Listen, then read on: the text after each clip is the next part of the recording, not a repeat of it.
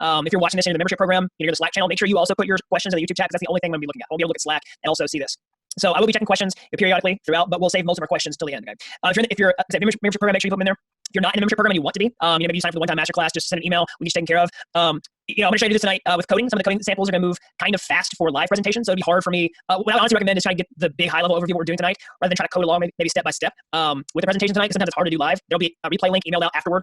If you're watching this from the one-time masterclass or if you're in the membership program, this will of course be included in the video vault after tonight's presentation. So you guys go back, rewatch it. I recommend really watching this stuff at least twice and following along with it if you're trying to build your own project with Flashloan. So there will be some coding involved tonight. For the basic Flashloan example, I'm going to give you the code away just for free. Just show you how to set it up. You don't even have to install it on your computer. You can just do everything in your browser. And then we're going to move on to a more advanced section if you want to get into coding and actually build your own projects that use Flashloans. I'm going to give you some code solutions that show you how to do that. Okay, so there's a lot to cover tonight. I'm super excited. Strap in. Last thing is, if you do want to get into coding, you find yourself limited by trying to figure out how to actually write the code to do this. There's a discount link down below for a 50% off offer to join the blockchain bootcamp tonight, where you can learn the step-by-step coding instructions on how to become a blockchain builder. All right, so we got all that out of the way. Let's jump in and get started here. So let's start off with just an overview of what are flash loans, because this is such a crazy thing.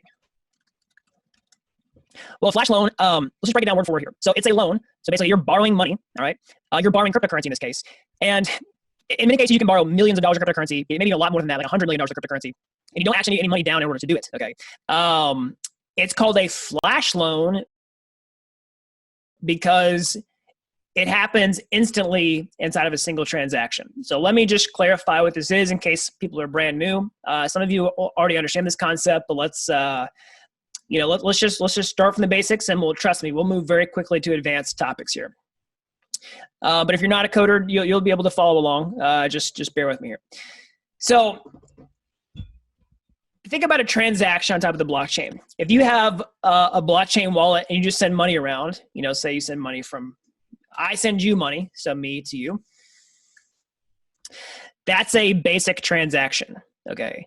So let's just say I send you Ether, so the native cryptocurrency of the Ethereum blockchain. If I send you like 1 Ether right now, that's a simple transaction with one instruction.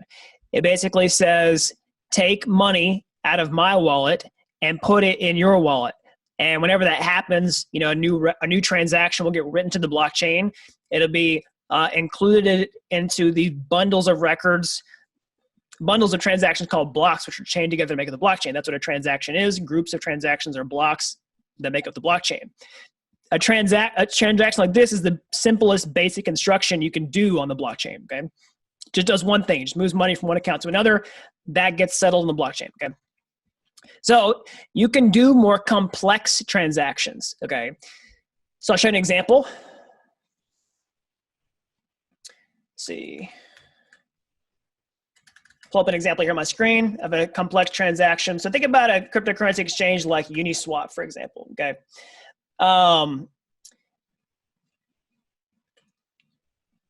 If you've ever seen Uniswap before, it's a cryptocurrency exchange where you can swap tokens, all right? So this is Uniswap. It's one of those popular apps on top of Ethereum. Whenever you use Uniswap and you trade a token, you're also making a transaction on the blockchain, okay? And that transaction has multiple instructions, okay? So this is a simple transaction that we talked about, but a complex transaction looks more like this, okay? So let's say a swap. So whenever you swap, it's you, exchange, you give it one cryptocurrency, and then it sends you a different cryptocurrency. Okay, so let's just say currency A, and then currency B. Okay, you give it cryptocurrency A, it gives you cryptocurrency B. So whenever you trade tokens on Uniswap, that's essentially what's happening, all right? It has 2 instructions, so this is a more complex transaction. Step 1, all right, then step 2. You'll see the point of why this matters here in a minute, okay? So this is a basic transaction, 1 instruction, just send a cryptocurrency from me to you. Here's just 1 instruction right here. Here's a more complex transaction. Send tokens, exchange, step 1, and then get a different token, step 2, okay? So why is this important for flash loans? Well, they're called flash loans because you can borrow, millions and millions of dollars in cryptocurrency for free, basically. I'll just explain the basically there, the caveat in a second. as long as you pay it back in the same transaction. Okay, so that's the whole point here. So you look at these complex Ethereum transactions like this: step 1, step 2, step 3, step 4. So a very basic flash loan transaction would look like this. Step 1, borrow $1 million. Step 2, let's just say do something with it. ... Step 3 would be pay back $1 million. Okay, so that's what a flash loan is. There's basically no risk. The protocol can let you do it because you can perform these complex transactions like this. You can borrow $1 million. You can do something with it. Step 2, that might be multiple steps, so which we'll see in here in a second. But then you pay it back instantly, and there's no risk on the path to protocol. And the blockchain enables you to do this, okay? So when you're a coder, when you code smart contracts, you're actually programming step-by-step instructions into smart contract functions. Whenever you're creating a smart contract, you're coding out a function that has multiple lines in it. Each of those lines is a step in this process that you can execute on the blockchain and make a complex transaction like this. That's the power of coding. That's the power of doing these flash loans, is you can execute these steps. So step 2 might look like, borrow, buy cryptocurrency on exchange A.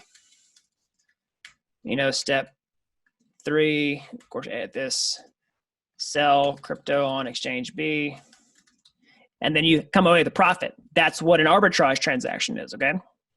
So that's an example of what a complex transaction is, what a flash loan transaction is, okay? So what are the huge benefits here? So you can do this with no approval. All you need is an Ethereum wallet. All you need is a little bit of cryptocurrency to get started. No one can tell you can do this. It's not like the finance world where you have to go through all this red tape to get approved for like a brokerage account, a margin account, all this kind of stuff.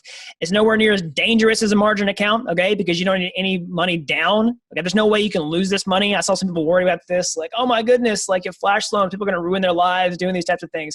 Well, that's not how it works. Because you do these complex transactions step by step on the blockchain, there's literally no way that you can lose this money whenever you borrow it. Because if you do a trade and you don't pay the money back here in this step, the transaction completely fails. Now, here is the caveat. You can lose a small amount of money on the grand scheme of things by attempting flash loan transactions that are not successful, okay? So Ethereum gas fees are expensive right now. So there's a little bit of caveat here that you might lose out on some of the gas fees to do this, but it's not the same thing as borrowing millions of dollars and then losing those millions of dollars and now you're liable for that, right? That's not how this works. Basically, there's no way from a coding perspective, from a technical perspective, to losing this money that you borrow, okay? So the benefits are no approval, all right? You can't lose the money.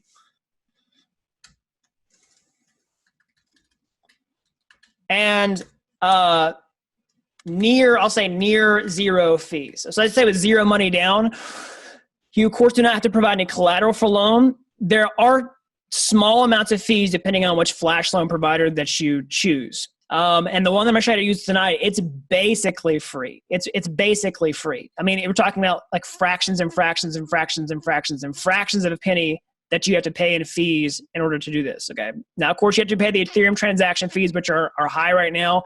I'll show you ways around that tonight. But this is the important part. It's near zero fees. It's basically, there is no money down. You don't have to give any collateral or anything like that. And so these are massive benefits over the traditional financial system. There's no way you could do this in the traditional financial system. So let's see. So I got a quick question here in the chat. Someone's talking about smart contracts being bounded by time. So the whole point here in this transaction, there's no way to like delay this transaction or make it span across a longer amount of time. All the transactions on the blockchain are synchronous. They're processed one by one by one.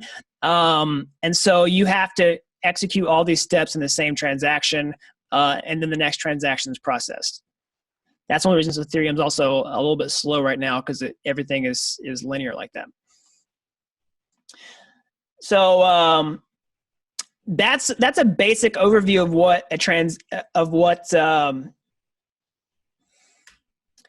Flashloan is. So I'm going to show you an example of a transaction here.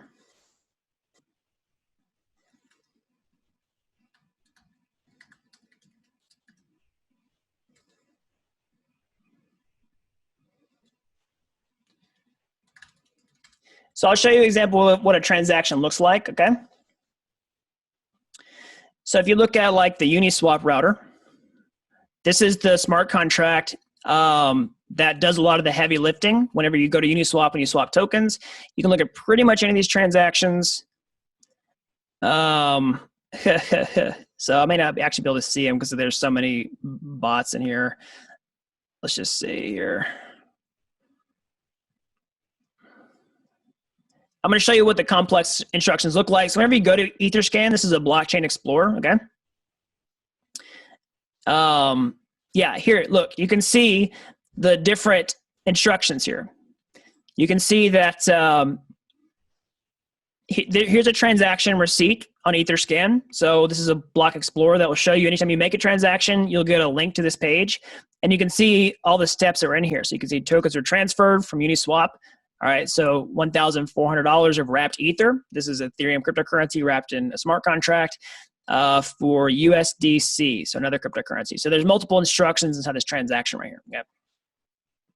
So that's where to show you the details of what a multi-step transaction looks like. So when you're a coder and you write a smart contract, you'll actually write the code that performs this stuff step by step. So I'll pull an example up on my screen here.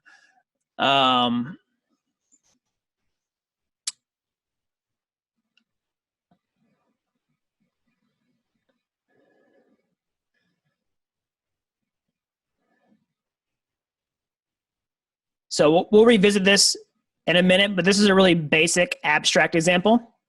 Whenever you code a function like this, it'll have multiple lines, and every time you write a new line of code, these are different steps in the transaction. So you see sell tokens here, sell tokens for Ether, et cetera, et cetera. So this is just a quick preview of what we'll talk about in the code in a minute. I just want to drive home. This is what it looks like whenever you code a function that makes a complex transaction. It has different steps in it, and that's what you're doing as a programmer. You're writing these out one by one, line by line, okay? So let's talk about Flashloan providers, okay? Because there's different ways to do it. Essentially, flash loans come from liquidity pools. Different DeFi protocols have these liquidity pools, which are just large reservoirs of money with millions of dollars sitting in them, right? Millions and millions and millions of dollars sitting in them, because these liquidity pools are what power these apps. So Uniswap has liquidity pools. That's how it's able to do these token swaps. There's money basically parked into the app on the back end. Other people are providing app money to these apps so that the apps can function. They usually have some sort of incentive to do this. They earn maybe a passive income reward for doing this. And this is essentially where flash loans come from. There's all this money sitting there that are powering these apps, and you as a trader can just, or whatever, a DeFi person, whatever you use the flash loan for, you can come in and say, okay, I want to borrow some of this money. I mean, maybe close to all of it, okay? I want to go do something with it and then pay it back in the same transaction. And that's okay because, like I said a second ago, all the transactions on Ethereum are synchronous. So you're just borrowing it for a split second in time while no one else is using it on the network. Ethereum is just a highway of transactions that are going one after the other, one after the other, one after the other, one after the other. So for this one transaction right here, you have complete access to the entire state of the Ethereum network at that given point in time. So all the money on Ethereum, if it were flashable, I just made up that word, if it were flashable, you could use all that money. Now, it's not. A flash loan provider has to actually give you access to this, but any liquidity pool that provides flash loan interface, you have access to all that for one split second. For that one transaction, you're the star of the show, and you can do with it whatever you want to. Code is law in that sense as long as you pay it back instantly before the next transaction happens, okay? So that's where the flash loans come from. They come from these liquidity pools. You have access to all this money to do it with, okay? So let's talk about different flash loan providers. So one flash loan provider is Aave. Okay, so Aave is a money market protocol. They basically enable borrowing and lending on their platform. Okay. So here's the actual Aave website. So Aave has all these liquidity pools on the back end. You can see different apps where people are depositing DAI, they're depositing USDC, et cetera, et cetera, et cetera, to earn this passive income or what I'm talking about. People are taking out long-term loans on the other side. These are over-collateralized loans. But because it has these liquidity pools, they have implemented a flash loan feature where you can tap into these liquidity pools, take out flash loans as long as you pay it back in the same transaction. Okay, so Aave is one possibility. That being said, Aave has a relatively high fee for taking out flash loans. Okay, I'm going to show you a flash loan provider that I personally like to use, and that's DYDX. Okay, so DYDX is a trading platform on Ethereum. They do derivatives. They do leverage trades. So they also have liquidity pools in the back end where people are depositing funds, and they have also opened up a flash loan interface. So the reason I personally like DYDX is because they have the lowest fees that I know of for flash loan providers. So I'll show you what it means. So whenever you take out a flash loan, let's say you're going to borrow Ether, for example. Well, when you borrow Ether, you just pay you pay one way as a fee. All right. So let me explain what that means. So Ether, if you were to write out Ether in terms of its decimal places, so like, $1 looks like this. The dollar has 2 decimal places after it. Okay. So 1 Ether is really 1 and then 18 decimal places. 2, 3, 4, 5, 6, 7, 8, 9, 10, 11, 12, 13, 14, 15, 16, 17, 18. So the same by the same logic. So if you were to do this without decimal places, so like 0.1, 2, 3, 4, 5, 6, 7, 8, 9, 10, 11, 12, 13, 14, 15, 16, 17. This is way. So 1 way. So 1 way is the smallest unit of Ether. So this is $1, and this is 1 penny. Okay, so $1 to penny. That relationship is the same as 1 Ether to 1 way, because you have all these subdivisions after it. Okay, 18 decimal places. So why do I bring this up? Why this is important? Well, on DYDX, this is the fee. Okay. So if 1 Ether right now is, getting close to $2,000 at the time of recording this video, then 1 way is just like a fraction of a fraction of a fraction of 1 penny. So it's insanely cheap to take out flash loans on DYDX. That's basically why it's free. Okay. Of course, you have to pay gas fees whenever you do that, which are expensive right now. I'm going to show you ways to get around the gas fees here in a minute. But that's why I like DYDX over Aave, which is a percentage base. So if you borrow from Aave, they actually charge a percentage of the borrowing amount. DYDX is a very flat, very, very, very low fee. So somebody says, believe Uni does not charge anything for their flash loans. So I have not implemented flash loans just yet with Uni's way of doing things. So if anybody has any good resources they want to share for doing flash loans with Uni after this class, go ahead and drop them in the comment section below. We can put our heads together. If you're in the membership program, you can, of course, share those resources inside of there. This will still give you a good idea on how to do it basically for free. You can, of course, adapt any of these strategies that I showed tonight to the Uni method if you all share that knowledge with you later on.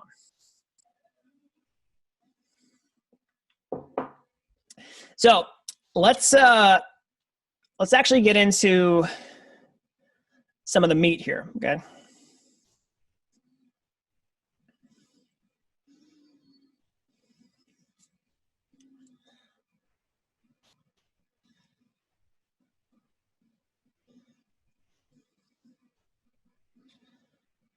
So why would you want to do flash loans?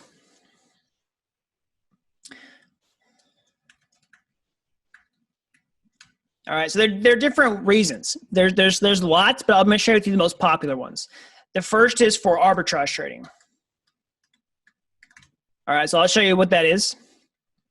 So basically, whenever you do arbitrage trading, you are taking advantage of, and I don't mean that like in a dishonest way, but you are taking, like you see an opportunity, you're taking advantage of a price discrepancy on cryptocurrency exchanges. So you see exchange A, where cryptocurrency might be selling for $100, and then exchange B, selling for $101. Okay, so when you do a arbitrage trade, you essentially buy the cryptocurrency here and you sell it here and you make a $1 profit. Okay.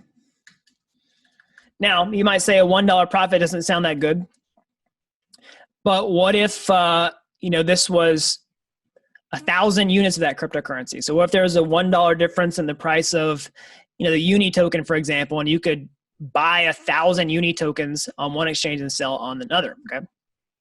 Well, that'd be $1,000 profit. What if you could do that multiple times per day, right? That would be a big deal.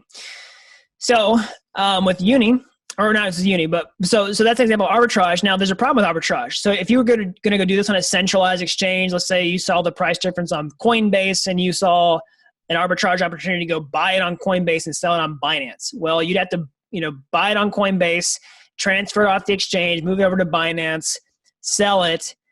And then there'd be a time delay and the price might have moved on you, and then the arbitrage opportunity might go away. And you might lose money in that time, right? The entire price of the cryptocurrency might go down, and you might lose money that way.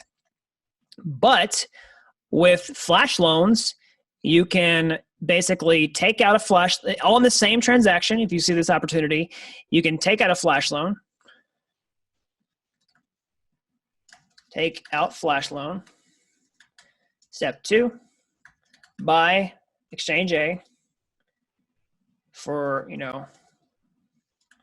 move this text over here. And then step 3, sell exchange B for $101. Step 4, pay back loan. This is all in the same transaction. So this is what's really awesome, is you're not exposed to the volatility of the cryptocurrency at this point. You don't even have to own the cryptocurrency in order to do this. That's the whole point. If you see this opportunity, you can just take out a flash loan for the cryptocurrency, never be exposed to the volatility of the price, buy it on exchange A, you know what I mean? Sell it on exchange B, pay back loan. So that's one example, is an arbitrage trade. Example number 2 is for DeFi leverage. So we're going to get into this example later. I'm actually going to show you a coding solution for this, which is to increase your exposure to an application for different DeFi purposes. We're going to look at yield farming. So let's see. So if you look at an app like Compound Finance, so yield farming is, let me just show you a quick example of what yield farming is.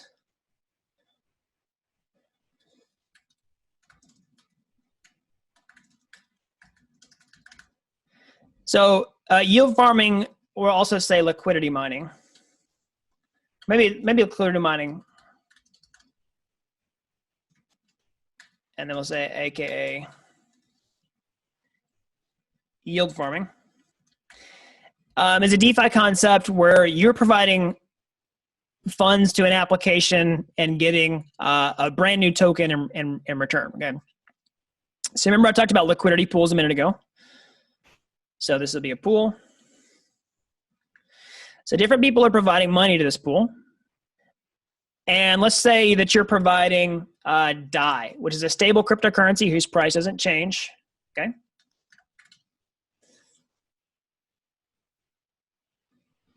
So if I were to look at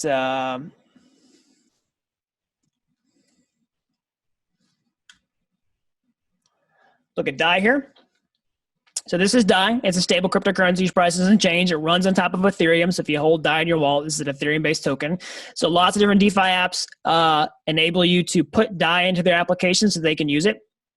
So, there might be apps that let you supply DAI to their liquidity pool, and then they'll give you back a really small amount of DAI. Let's just say they give you DAI back as a passive income reward incentive for supplying money to their application. This may be, let's just say it's like 5%. Denominated in the exact same cryptocurrency that you're depositing. So DAI in this case, you put DAI in, you're getting DAI back while your DAI is sitting here, and you can always withdraw your DAI later and keep this interest that you've earned for doing that. It's like a bank. We can see that case in Compound Finance here. Go to app.compoundfinance. You can see that you can supply different cryptocurrencies to the application, like DAI, for example. Okay, you put in DAI, you can earn 6% interest on your DAI. It's a lot better in my bank account. I don't know about you, but and you get this passive income reward. But what Compound does is they also pay you an additional comp token. Okay, you get comp tokens, which is Compound's own cryptocurrency, on top of that. Okay. So this is really where the yield farming part comes in. You're trying to increase your yield exposure. So in addition to this 5%, you can factor in the amount of comp tokens that you're getting back on top of this as an incentive for using the application. They distribute their cryptocurrency this way. You're getting 5% in DAI plus some percentage back in comp tokens. Okay, so you can use flash loans to help increase your exposure to this. So let's say, like in this case, that's what this example number 2 is. So why flash loans? Arbitrage trading, now DeFi leverage. You can use leverage to increase the amount of exposure you have into the application.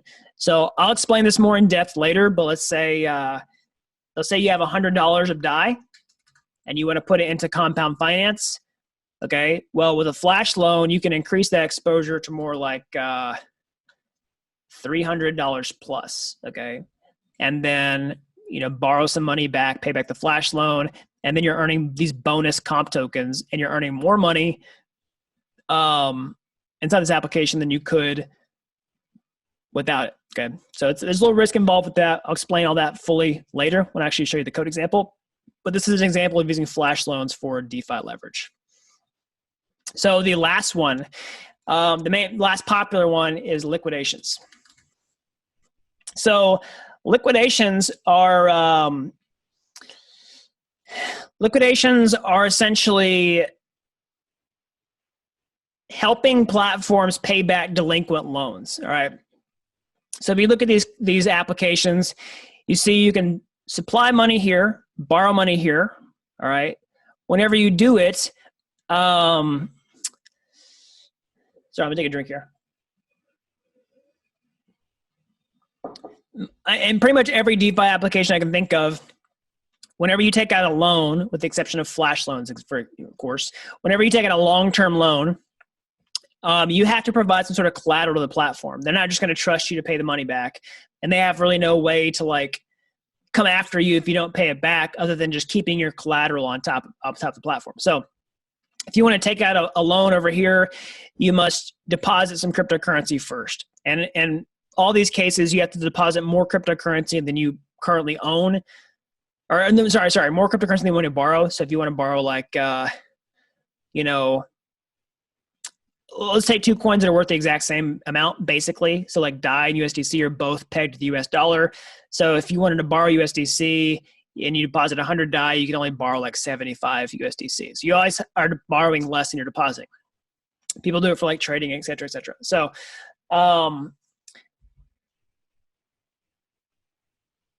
sometimes people will have delinquent loans. So you have to pay interest whenever you do that. And sometimes this interest doesn't get paid, and they now owe more than they're supposed to, and their position can be liquidated. So basically that means whatever amount is deposited here, some or all of it can basically be taken, paid back to the platform to essentially cancel that outstanding debt, all right? Because they're delinquent on their loan, they didn't pay it back, they can be liquidated. So what these DeFi protocols do is the liquidations are open. So essentially, they're powered by smart contracts on the blockchain, and they essentially have these bounty incentives for people to cancel out the loans and pay the platforms back, because the platforms with their money, you can get a cut of those liquidations. So, you'll see people with very large outstanding balances, and, you could use your own money to do that, but with a flash loan, you don't need to have your own money. You basically just take out a flash loan, you process the liquidation to help pay back their delinquent loans, and the platform gets their money back. You get a cut of that fee. Yeah. So those are the top 3 ways that people do flash loans.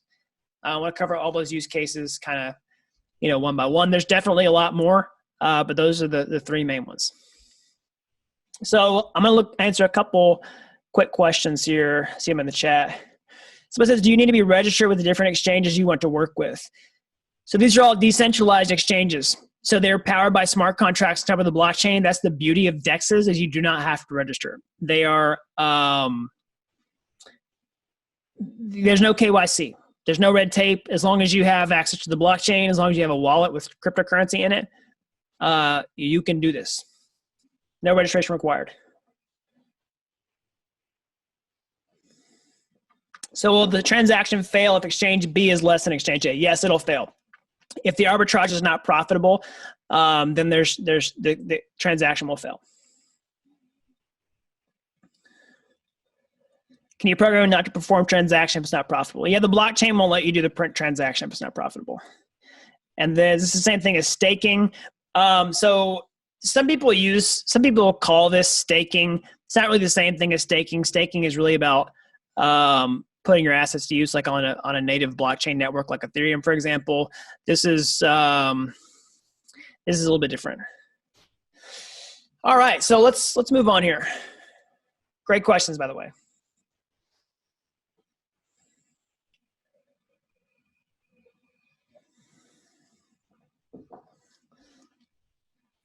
So let's look at some see some examples of flash loan transactions here.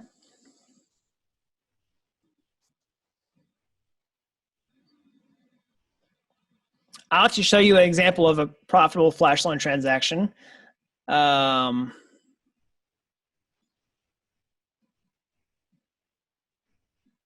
me 1 second, I'll pull it up.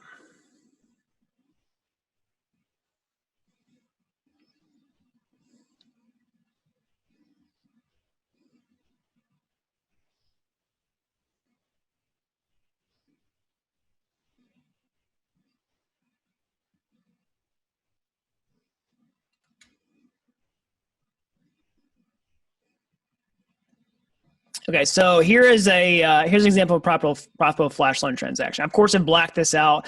So a lot of times when you have people who make trading bots, they don't want to like copy each other's strategies, step for step. So they'll hide the transaction information. But this will show you what it does. So this took out a flash loan. Okay, it borrowed USDC. Okay, it swapped it for a different token, synthetics token, and then traded that on a different exchange, and then pay back the USDC that it borrowed. And here you can see the profit there at the end. So this is what a step-by-step flash loan transaction would look like with these multiple instructions, and you can see the profit here at the end. Right? So you started off with $1,833.79, and ended up with $1,908. And of course, there's a gas fee there, but even if you take out the gas fee, this was still a profitable transaction. So that's one thing to understand about flash loans is just because you can borrow millions of dollars in cryptocurrency for free does not mean that you always need to. Okay, so sometimes like you don't need to borrow $1 million. You could borrow a smaller amount, and it would still be worth the same. Like sometimes if you want to fill an order on an exchange, the order might not be $1 million, right? But be a smaller amount. You can make those smaller profits. Like that one I showed you a second ago, smaller profit, $35 profit roughly. But if you do that over and over and over and over and over again, that would be big. So you can actually go to these providers and just look at them on Etherscan, look at the flash loans that are taking place, and you can see examples of big profits in there. That's a good way to kind of get an idea on some strategies.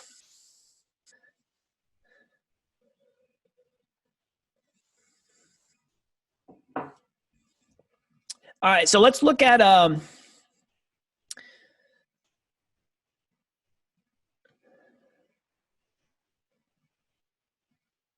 me pull this up.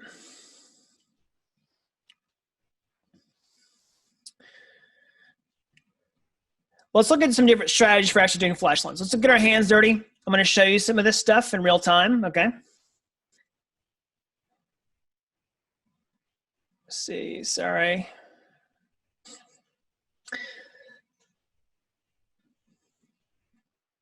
I lost my YouTube live streaming page here. Yeah, let's look at some real coding now, okay? Now we've got the high level overview of what we're going to expect. Let's look at some examples of how to do this. So I'm going to show you 3 different strategies. So the first strategy I'm going to show you tonight is how to do everything in your browser so that you don't have to download anything to get installed. So if you're not like a super advanced coder, maybe you're not a coder at all, you'll be able to follow along with this step by step, okay? And now that being said, if you want to program flash loans to do more advanced things, there will be some coding involved. So I'll show you later on how to do that. You could learn to code specifically for this purpose because it's only one programming language. You don't have to know Solidity for writing smart contracts on top of Ethereum. You don't have to understand a bunch of different programming languages. You don't have to learn how to code websites. You have to do any of that stuff. You just have to learn how to code the programming language for the smart contracts themselves. Now, if you want to code a bot and all that kind of other stuff, there will be some more advanced, sophisticated coding, that's for sure.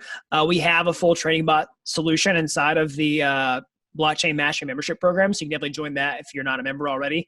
You can get access to lots of other tutorials just like that. But let's look at how to do it in your browser. That's the first step, okay? So there is a link down below in the YouTube chat, sorry, in the description of this video. If you're watching this as a replay, maybe you got the email, it should be in your email resources. If you're watching the video vault, it'll of course be in the description below. But this is a coding gist of a basic flash loan contract for the Kovan test network. So let me explain that, right? So on top of Ethereum, there are multiple networks, okay? There's, of course, the Ethereum mainnet. There's different test networks. There's Kovan test network. So basically, Kovan, the test networks are a way to test stuff out on a public blockchain that's not on your computer. It's out there in the real world. Other people actually use it. There's other apps on top of it. You can send cryptocurrency around, but it's not worth anything. So there's no risk. So, ultimately, if you want to do flash loans in the real world, you have to do it on the main net. The gas fees are expensive right now, but if you want to get started just testing it out, you can do it on a test network just to see how it works without risking any of your funds for gas fees, deploying the contracts, calling the flash loan functions, all that kind of stuff. So this is what I'd recommend if you're brand new and you want to just see how this works. Do it on a test network first. Do it on your browser. You don't have to get anything installed to get started.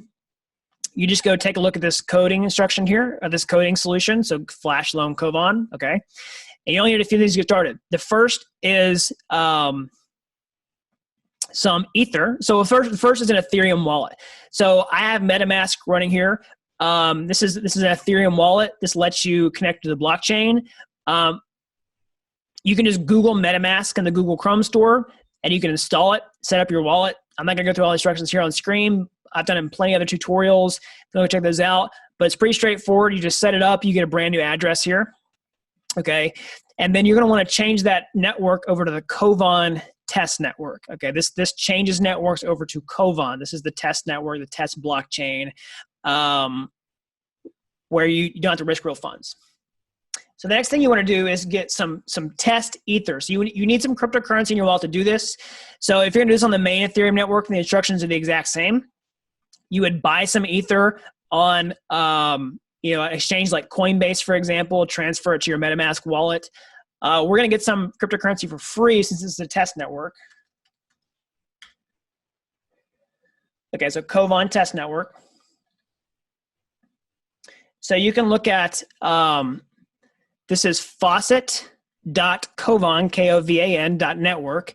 You just need to log in here and then paste in your address, click send me KETH, all right? And they will send you some Ether for free, and that's what I have here in my wallet. So you can just copy your address here, put it in, send me KETH, and then it will populate in your wallet here. Okay, so that's the first thing you need. You need an Ethereum wallet. You need some test Test ether. Somebody says they have no coding background at all. Will I be able to follow along? So I think so. I think this particular part of the masterclass, if you just follow exactly what I'm doing step by step, you should be able to do it. It will get more challenging as we get into more in-depth coding, but this will get you started.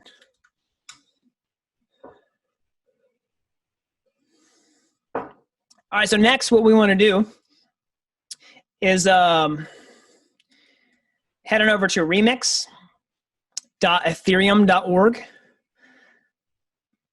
This is a browser-based IDE, okay, where you can write smart contracts in your browser. You can deploy them to a blockchain without having to install anything in your computer.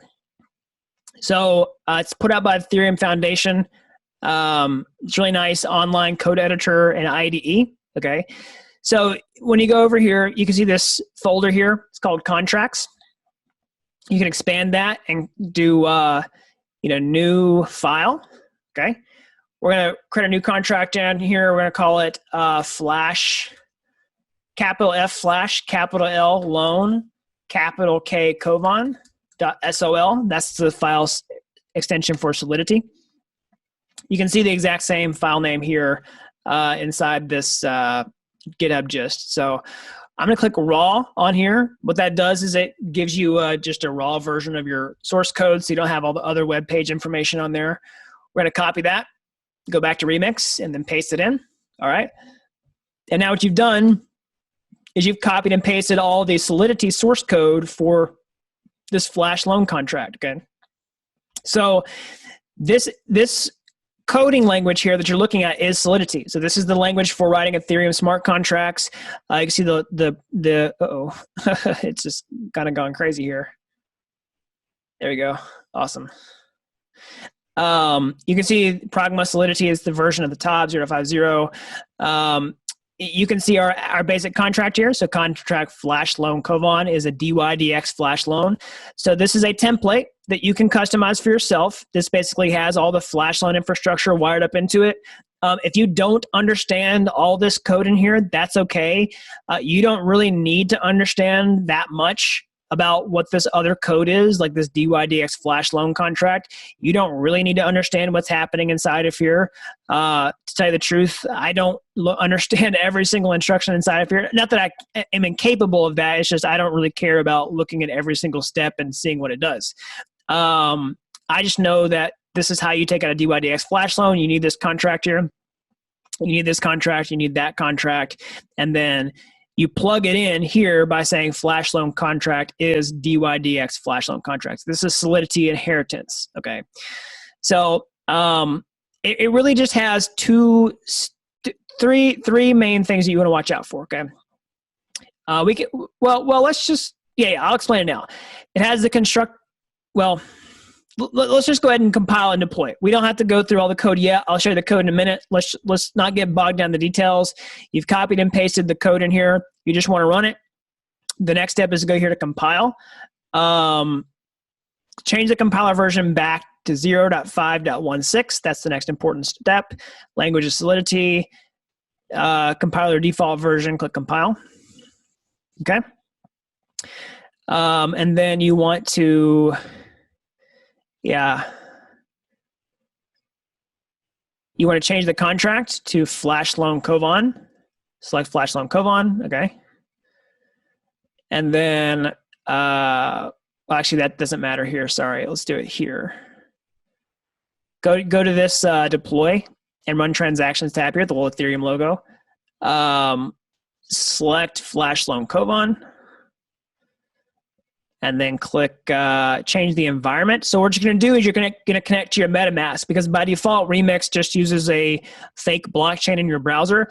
But you want to do injected Web3 provider, which detects MetaMask, okay? And so you're already connected to the Kovan test network. If you see main right here, like main 1 network, don't do that just yet. You don't want to just pay the money to put it on the main network. You want to do it to a test network first, okay? So click deploy. You'll see MetaMask pop up, so it's on the transaction. All right, let's click confirm. And then you'll see this Etherscan transaction come up here for Kovan. Wait for this finish.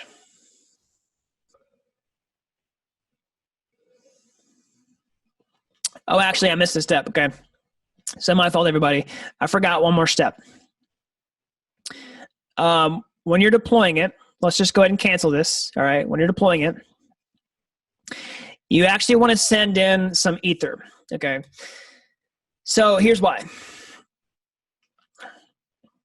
Remember I said earlier,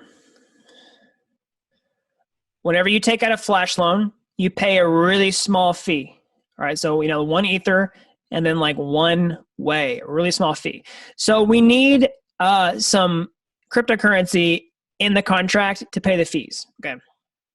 So we're going to go ahead and do that whenever we deploy the contract. And now I'll explain the code. This constructor function right here.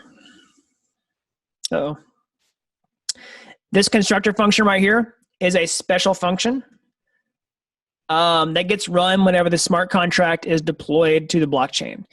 So what happens inside of here is it actually takes the cryptocurrency that you send in with the transaction, in this case Ether, and turns it into WETH. So WETH is wrapped Ether. It's basically a smart contract version of Ether. And that's what you can borrow with DYDX. You can borrow lots of other cryptocurrencies. You can borrow DAI. You can borrow USDC. You can borrow Psi. But we're going to focus on WETH because it's the easiest one in this example. So we need to have some Ether in this smart contract to pay those fees to take out those loans, okay? So I'm going to send in, you can see the way value here. That's what we talked about earlier. And this is way. I'm just going to send in 10 way as value here whenever we deploy this contract. It's going to wrap it into WETH, and it's going to give this smart contract WETH so that it can pay the loans to pay the fees to take out the loans. Okay, so click deploy. So this again. I'm going to change the gas price. It's kind of superstition on the test network, but I'm going to raise the gas price anyway.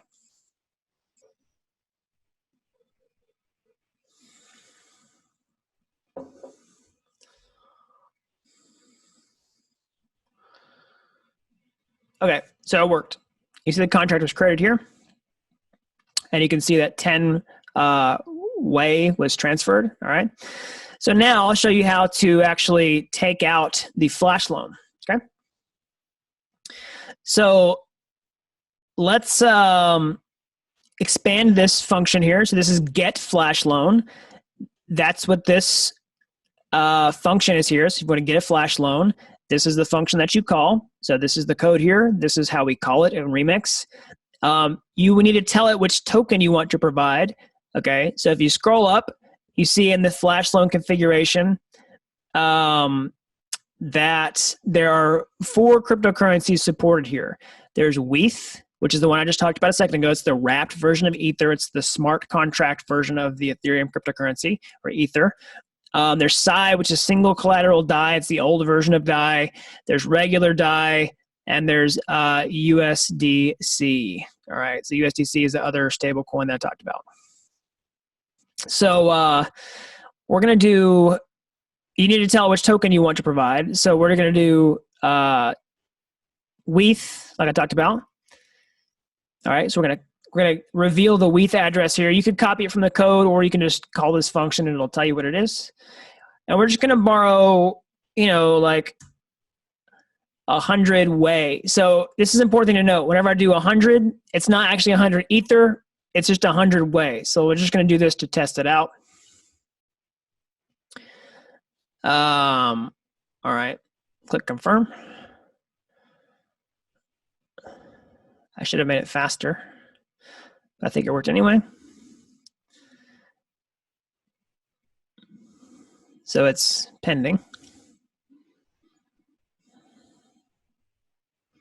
All right. And there we go. Awesome. So there it goes. So you can see that I took out this loan of 100 WETH, 100 way worth of WETH, basically. And then I paid it back for this really, really, really tiny fee here. Okay, so you can see that here. So that's really a small way to get it tested. You could increase this if you want to borrow $1 million. You would basically type in, you would figure out the conversion rate. Let me pull it up here. You basically say, what is Ether right now? So Ether price. is that you could say like, 1 million USD to Ether. So 517 Ether is $1 million. So you could do 520.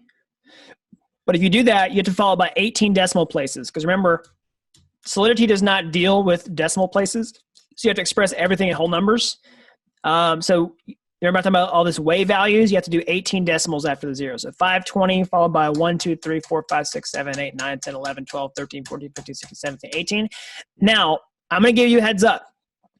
This transaction right here might fail. Yes, it will fail. Because the test network version of the Flashloans does not exactly work the exact same way as the mainnet version. You don't always have the desired liquidity that you need in the protocol to take out sizable loans. But the test network is a good way to get started just so that you can see how it works. Now, ideally, if you're going to do this for money-making purposes, you would do it on the mainnet. Now, I used to do this demo just live on the mainnet. The problem is the gas fees have gotten high. And so I want to show you how to do it without fear of risking any money by deploying smart contracts in the network and just burning through Ether in order to do that. So you can do it on test network. You'll take out much smaller loans, but I'll show you an example of this same smart contract deployed to the live Ethereum mainnet, taking out like a $7 million loan. Okay, so here's an example of when I did this the first time. So this is back when Ether was a lot cheaper. So you can see this was for $7 million worth of WETH and then paying it back instantly in the same transaction. So this was a $7 million loan. It's pretty crazy. All right. So that's an example of what you can do on the actual mainnet. You can do this even more and more, like 50, 20, $100 million now.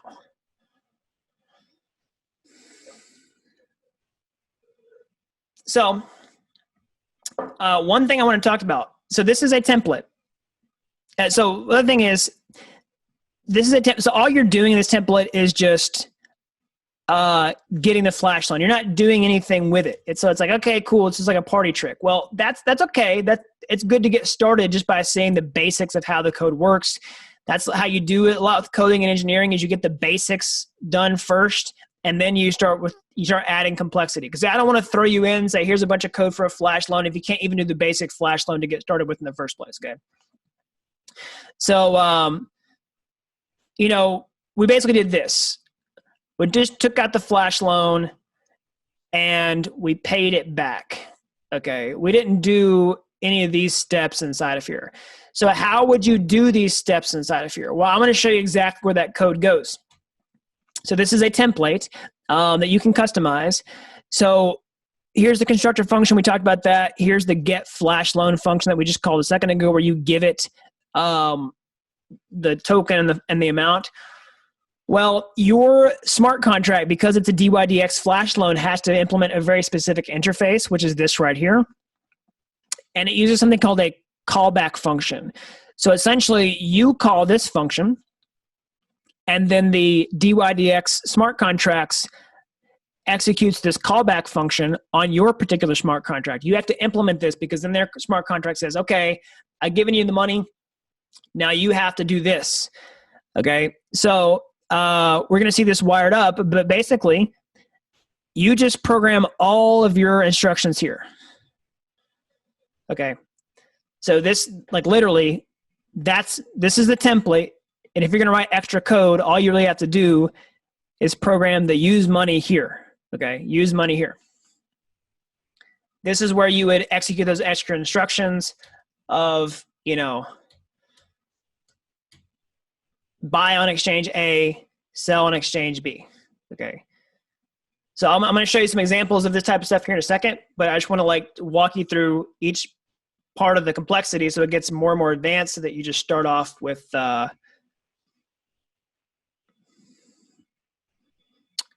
you start off easy and gets harder. So somebody's quick question. You sent 10 way to the host smart contract on the blockchain, then you borrowed 100 way. Should the currency always be the same as the one you picked for your hosting fee? Yes, it has to be the same currency. That's a good question. So that's the next thing. If you want to borrow DAI, you have to send DAI to the smart contract to pay the fees, but a really small amount. If you want to borrow,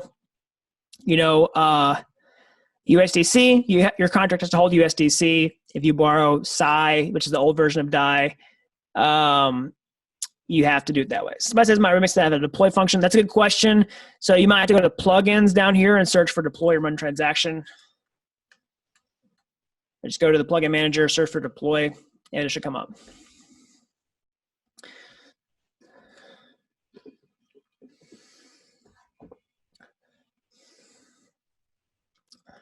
Okay, so next, I want to talk about something really important, okay? So that is, sorry, let me get a drink here. The actually important thing is, if you're going to do this on the main net, you need to use different code. So the code that I just pasted in here, that's from the first code example that I provided in the description down below. This is Flashloan Kovan. It's got Kovan in the name, so it's for the Kovan test network. If you're going to do it on the main Ethereum network, you want to use Flashloan without Kovan in the name. The reason the code is slightly different is that the smart contract addresses have changed. So the DYDX pool on the mainnet is different from the Kovan version, so the address has changed here. I've hard-coded these in here just so that it's easy. The addresses are in there for you. The WETH address is different on the different networks. The cryptocurrency address has changed. And so here's the mainnet version. Here is the Kovan version. All right.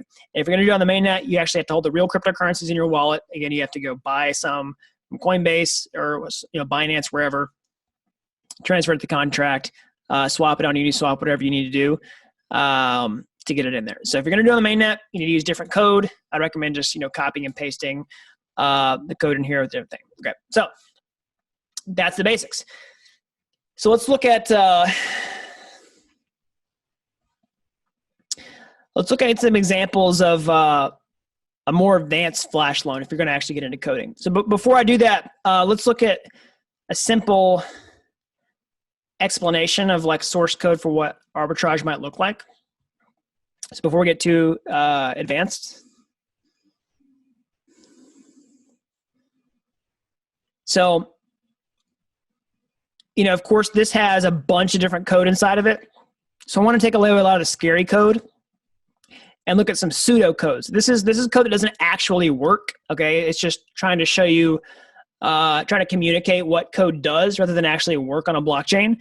So this is an example of what a simple arbitrage would look like if you were to buy on exchange A and sell on exchange B.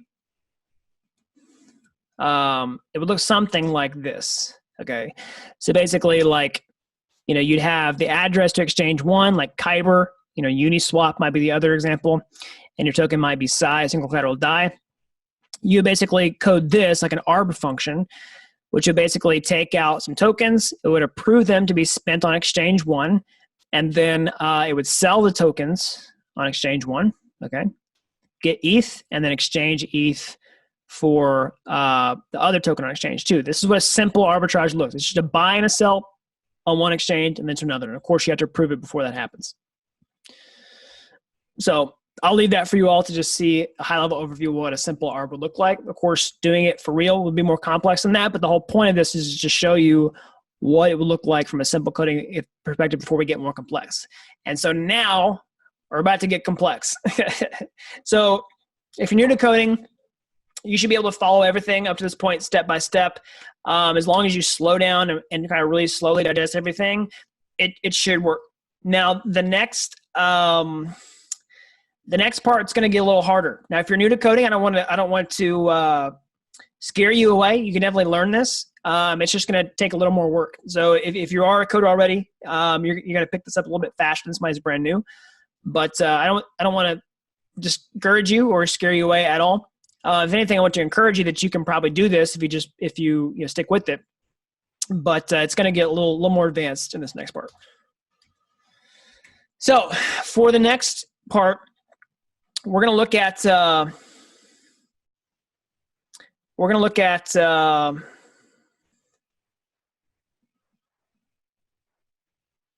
a project. So down in the resources below, there should be a link to a zip file that has a bunch of code. You can go ahead and download that now.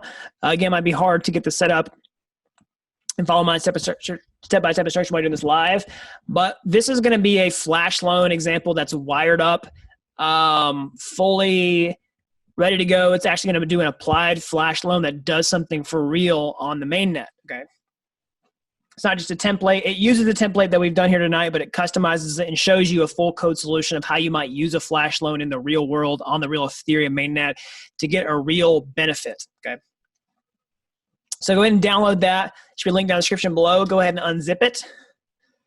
There should be a README file inside there too.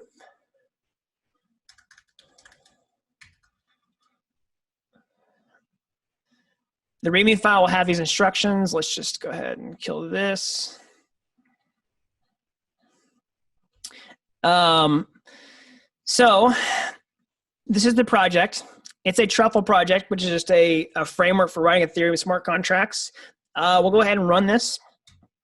Go ahead and find that wherever you downloaded it. Open it in your terminal. Okay, I'm gonna kill this. I'll bump the code up, bump the font up so you can see better here. The first thing you want to do is enter into the directory from the project that you opened from your zip file, and you want to run npm install. Okay, I've already done it, so I'm going to skip this step. But essentially what that's going to do is install all the dependencies for your project. So if you're just setting up your coding station for the first time, you'll need to download npm. Okay, that's a dependency.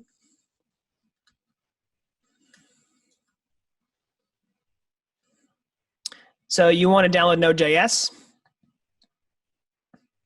So if you're brand new, I never coded before, highly recommend just going to the Node.js website, finding the downloads. You want to find the exact version that I'm using, so Node-V, it's version 12.10.0.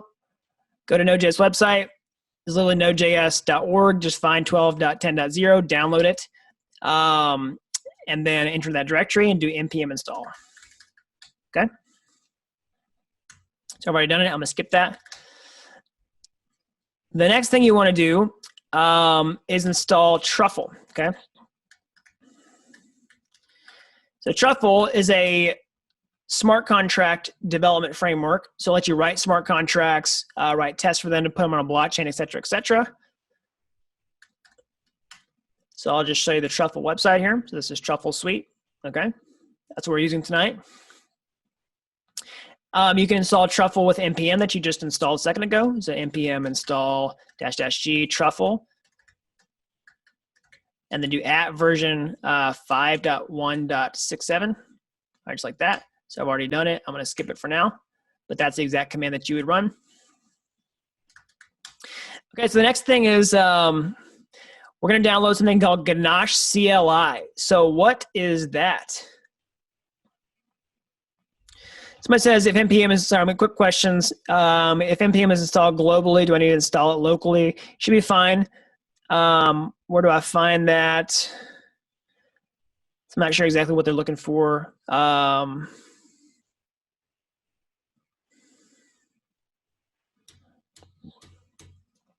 So the next thing is Ganache CLI. So let me show you this really quickly.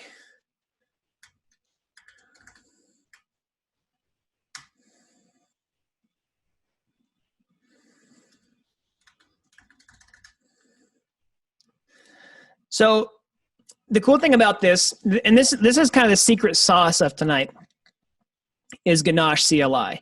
So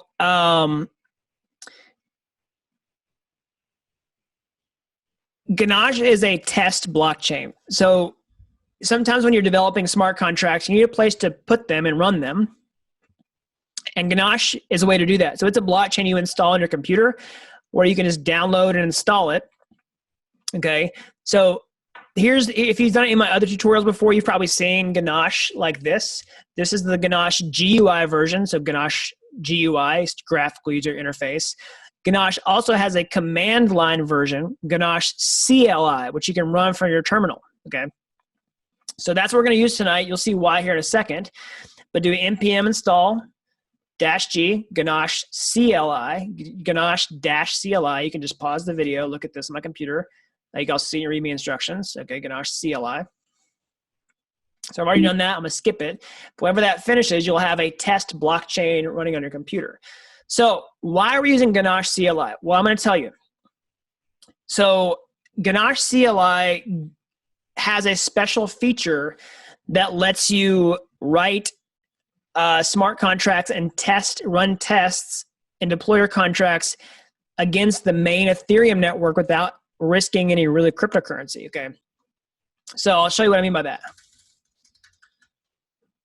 So let's say you wanted to test out your flash loans on the Ethereum network. Okay, you want to take out a flash loan.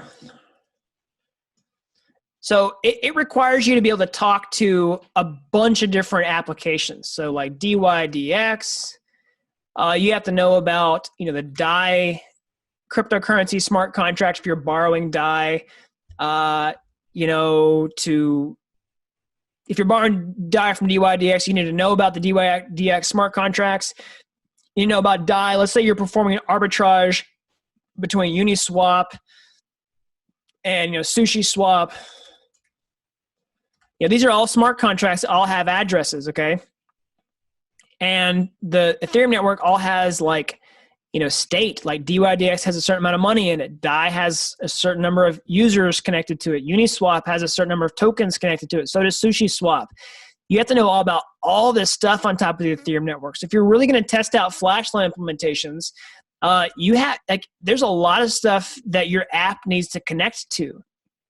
And so one way you could just write your code and then put it on the Ethereum network, the main Ethereum network, and just test it out. Because again, you can't necessarily do a test network like Kovan test network for all this stuff because it doesn't have all these apps connected to the exact same test network all the time. So the only way to really take advantage of the real Ethereum network in many cases is just put your smart contracts on the network, try it out. So to make sure it actually works with the real DYDX, with the real DAI, with the real SushiSwap, with the real Uniswap, all right? But the problem is that gets really expensive. You have to spend real money to test that out. And of course, like we talked about, the gas fees are high on Ether right now. So if you're just trying to code out your Flashloan smart contract and see if it works, it would be extremely expensive to get everything wrong this way. That being said, I have done this myself. I spent thousands and thousands and thousands of dollars, testing out smart contracts on the main network. I mean, it's probably into the tens of thousands of dollars now, based on the Ethereum price appreciation. Because I coded so many smart contracts to put them on the test network, spending thousands of dollars of my own money. In 2019, 2020. 2018, and so the Ether price has gone up, so it's probably in the tens of thousands, if not more, at this point. But anyways, you don't really want to do this, okay? You might have to spend a little money to test later on down the road, but the cool thing about Ganache is you can basically make your own copy of the Ethereum blockchain locally, okay, and test stuff out. You can take advantage of the entire network and not have to spend real money. All right, that's what Ganache CLI does. Has a forking feature where you can fork the Ethereum mainnet. Okay, what you'll do is you'll freeze a copy of the Ethereum main network, and you won't get any of the updated transactions after the point that you freeze it, but you'll get your own isolated copy that you can change, not risk any real money, et cetera, et cetera, et cetera. And you can just, play around with the Ethereum network that way without risking your own money, but you'll get the benefit of all these apps that live on top of the Ethereum network, take advantage of its network effects, the entire ecosystem, and, that. So the whole idea is if you're going to code a trading bot, if you're going to do flash loans for arbitrage trading, if you're doing it for DeFi, for liquidations, you need to test out all these moving pieces, and Ganache CLI is what allows you to do that. Okay, so that's why that's important. So the next step is to run Ganache CLI. Now, in order to do this, you have to have access to an Ethereum node. You basically are connecting Ganache, your local copy of the blockchain, to Ethereum. It has to talk to Ethereum to download the entire state, basically. And so we're going to use Infura for that. Okay, so go to infura.io. You get access to an Ethereum node for free. You don't have to run an Ethereum node yourself. Basically, a node is just one computer that helps run the Ethereum network. Ethereum is a peer-to-peer blockchain where all the computers talk to one another. They maintain a copy of the state, all the network, all the code on the network. Each node does that. So it's really expensive to run your own node, so you can just get one for free by going to Infura. So go to infura.io and just sign up, get started for free. Okay. So I have already done it, but you can go to Ethereum. I'll show you how it works. You can basically see your projects here. You can create a new project. So I'm not going to do it because I don't want to show you my stuff on screen. But essentially, once you do it, you can open your project. Okay. You can go to settings, which I'm not going to do because I want to show you my URLs. But you'll see like, I'll just kind of do it off screen here.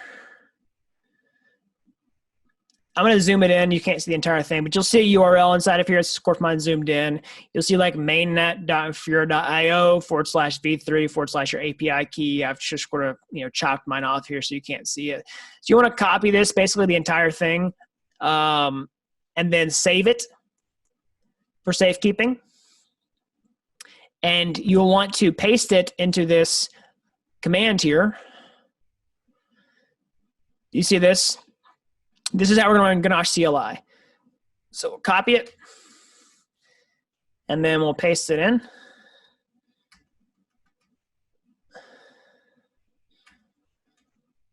So we'll say, Ganache-CLI. This is the command, -p. So Ganache CLI space -p space 7545. That's just the port. And then here's the F. So space -f. This is the forking flag that lets you fork the Ethereum mainnet. And then this is where you actually put in your Infura URL. So this is where you would do like, https:// mainnet.infura.io/v3, your key ABC 1 2 3 etc. Okay, so don't actually do ... You put in your real Infura URL in there. Okay, so that's how you would fork it. So I'm going to go ahead and do that.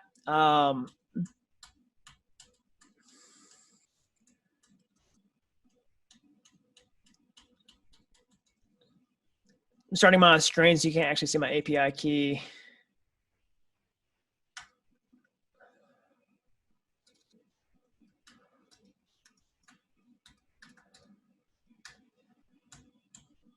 Give me 1 second.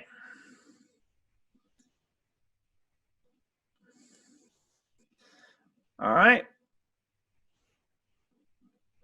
All right, so whenever you do it, I'm going to try to not show my data here, but you'll see, your accounts, the private keys. I'm not going to scroll down because I'm going to show the API key, but it's not a huge deal. If you see mine, I can just delete the app later, but it's just best practice not to show the API keys. I mean, it's also not good practice to show the private keys either, but these are fake accounts, okay? So you have a personal blockchain here with, 9 accounts, and they all are 10 accounts.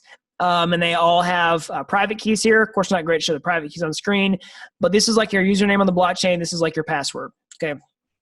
So you can basically don't use any of these accounts on the actual main network because anybody who's seen these private keys can steal your money. And if they can, they will, trust me. All right, so now you've done these steps. You've started Ganache CLI. And now we can actually look at the code and get this running. So I'm going to open this in a text editor. If you are brand new and you want to use the exact text editor that I'm using Sublime Text. Okay, so I'll just show you that.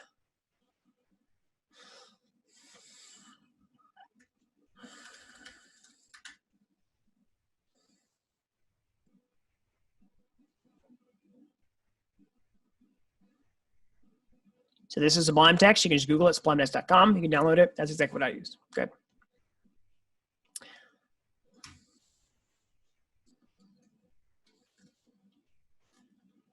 All right.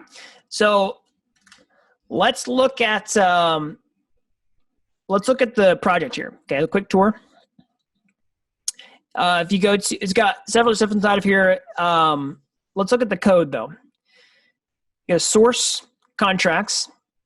This is the Flashloan template. So if you want to code your own Flashloan contracts, you can start off with this template here. This is basically the same thing we ran a minute ago, slightly different.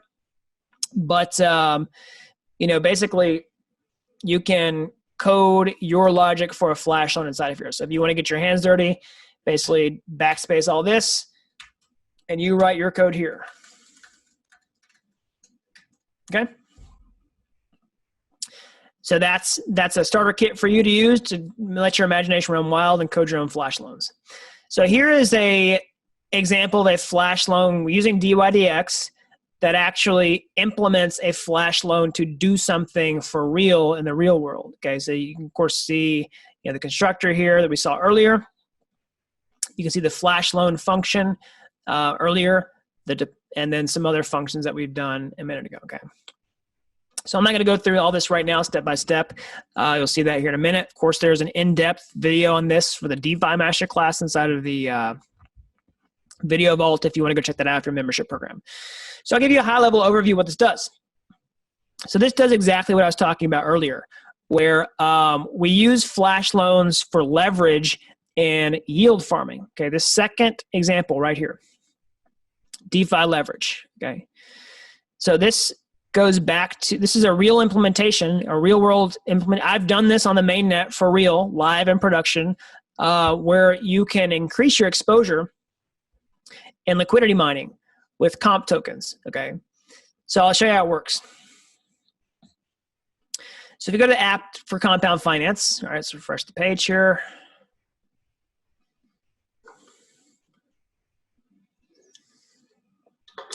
We're gonna do the following use case, where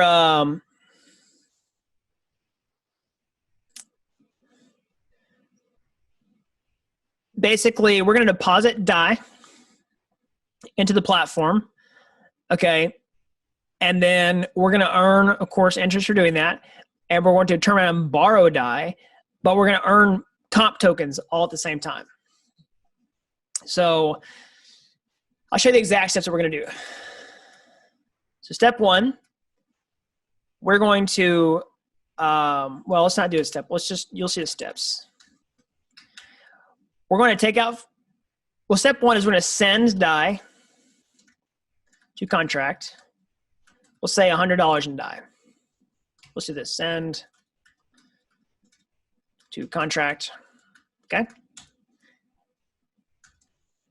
And then two, we're going to take out flash loan for about $200 in DAI. Okay. And then three, we're going to supply about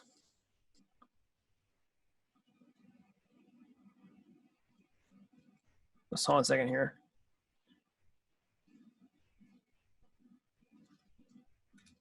To Compound.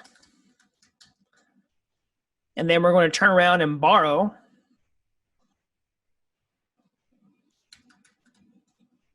about $200 from Compound. And five, pay back flash loan. So let me explain all these steps and why this is important, okay?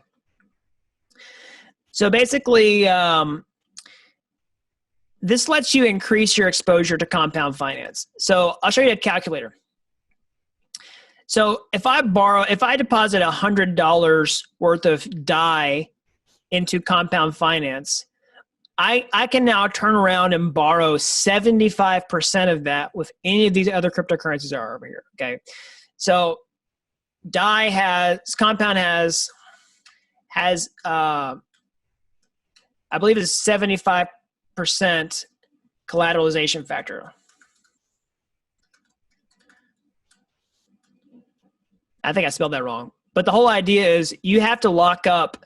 You can only borrow 75% of what you deposit. So if you put in 100 DAI into this contract, you can only borrow like $75 worth of any of these other cryptocurrencies. Like, so $75 of USDC.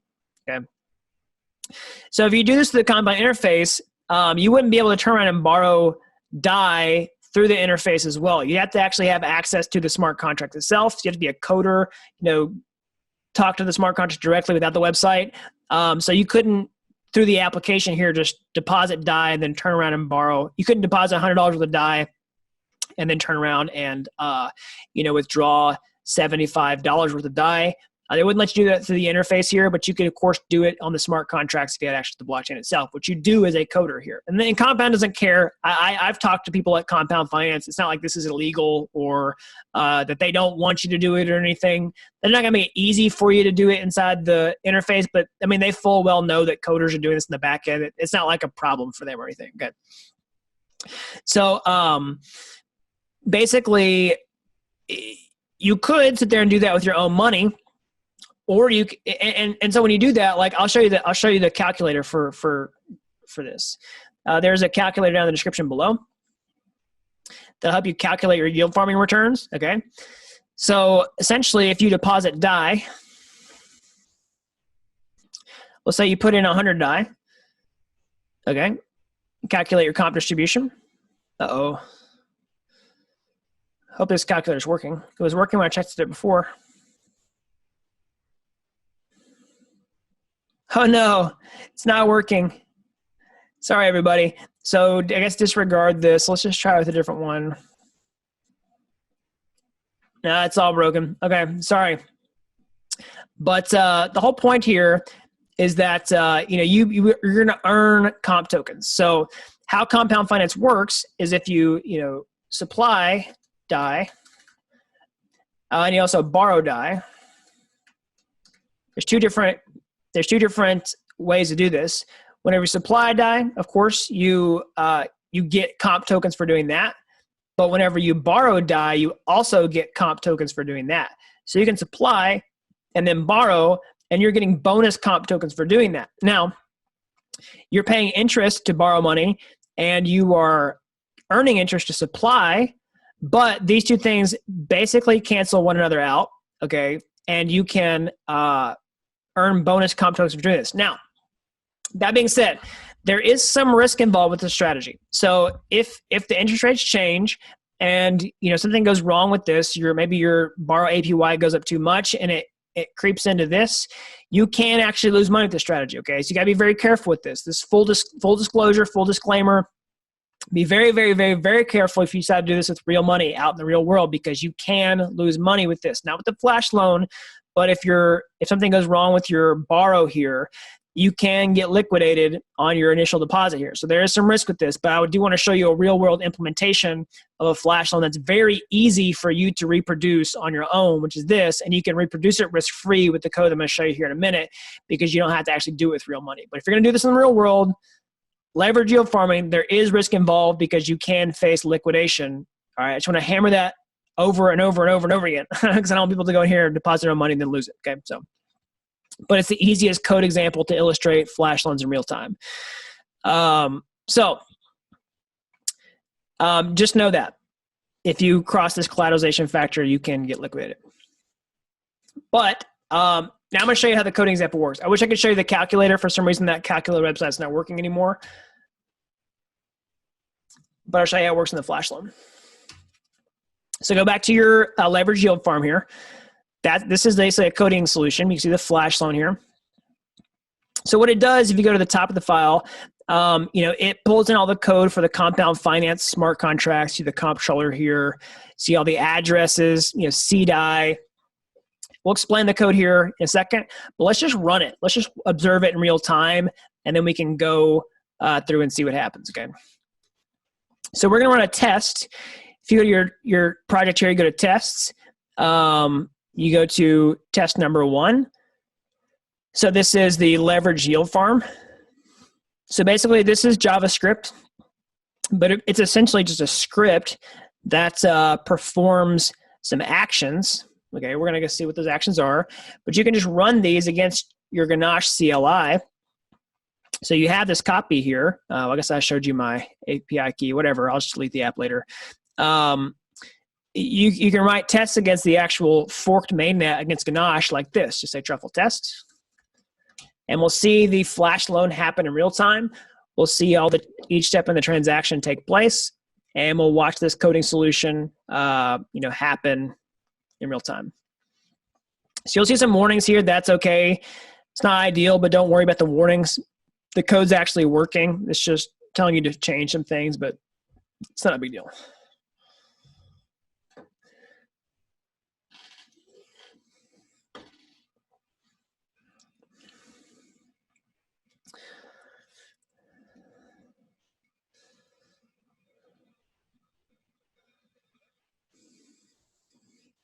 So this will take just a second.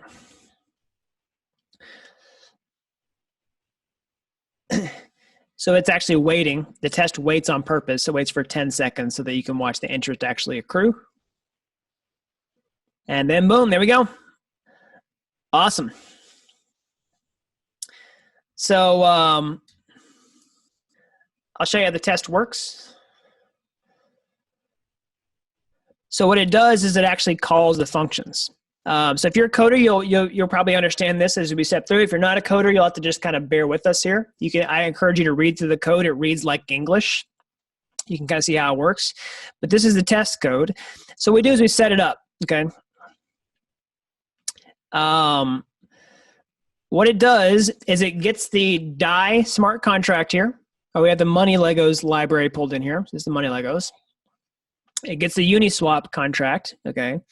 And it gets the compound contract, and it sets it all up, okay? So what it does is it does one step first. So it starts off with Uniswap, because don't forget, we need some DAI. We need DAI in order to make this work. And how we start off is basically, all we start off with in this case is an account with our blockchain that just has Ether in the account. Remember, we start off with accounts that have 100 fake Ether. They don't actually have any DAI, so we need to get some.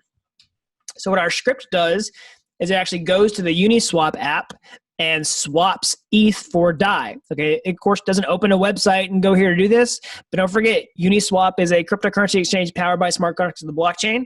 So we can just write code that talks to those smart contracts and does that swap. So that's exactly what this does here. So it just takes ETH. So we can console log this even. So you can see it come out in the console. It's a console.log.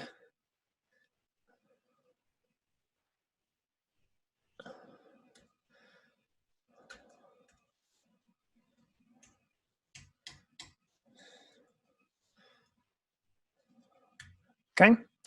And then do the swap. Even console log these. So console log just makes the stuff appear in the console whenever I run the tests.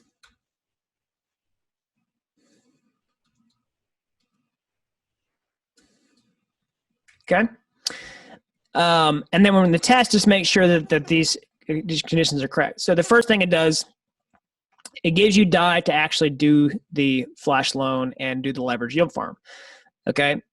So now what it does is it transfers DAI to the contracts that it can do the actual leverage yield farming and supplies one DAI to the flash loan for compound. Okay. And then it basically deposits money into compound. Okay. And then it waits for 10 seconds and it withdraws the compound. So you'll see how this works. We're going to log all this to the console.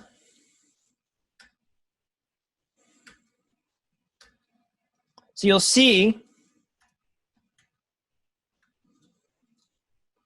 that you have a certain amount of ETH before, that you have a certain amount of DAI before, and you have a certain amount of comp tokens before. And then after you do some leverage yield farming, you'll see that you have a different balance after, and that you actually earn the tokens live in real time, like on the blockchain. Of course, it's your own copy of the blockchain. It's just a fake version, but it actually preserves the state of the live Ethereum blockchain. And so you can watch your balance of those comp tokens actually go up after you withdraw. And the whole point is here, you're earning more comp tokens by doing these flash loans than you would be able to without them, because you can increase your exposure and you get more comp tokens for doing it. Let's run those tests again. Now that I have those console logs in place, you can edit that code yourself if you want to add those console logging statements. So we'll do a couple tests.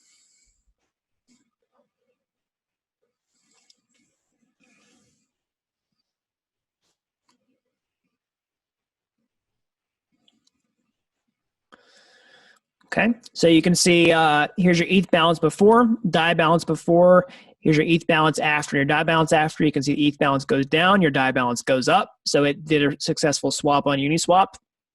So now we're doing the second test where we see your ETH balance before, DAI balance before, CDAI balance before, CDAI balance, and then comp balance before. And then there you go. Awesome. So you can see after we had 10 seconds and then we withdraw money from the app, your comp balance went up, okay? That's the really important thing to see here, is that you have more comp tokens, which is right here. Okay, so here's your comp balance before, and here's your comp balance after. It's went up significantly. Now, that being said, in order to earn more comp tokens over time, you would want to let the money sit into the application for a long time to earn that interest. Okay, whatever the advertised APY is, let's say your APY is like 50%, like so without flash loans, maybe your APY is like 10%. Well, let me actually, yeah, maybe without flash loans, your APY is like 10%. With flash loans, you can multiply that to like 30 to 50%, right? And so, of course, in order to get that APY, you have to wait a full year. But you know, here we're going to do it for a short amount of time, just to show you that it actually works. And you can see that in the app here. Okay, so you can go through the code and see how that works.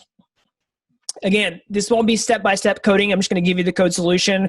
If you want to learn the step coding to do this, that's the Blockchain Bootcamp is for. Again, there's a link down below to claim your discount offer to join tonight. There is a full explanation of this entire thing inside the DeFi masterclass that we've done. So if you're in the membership program, you can go check that out. If you're not in the membership program and you want to join, you just send an email. We can get that taken care of. But I'll quickly go over how this works.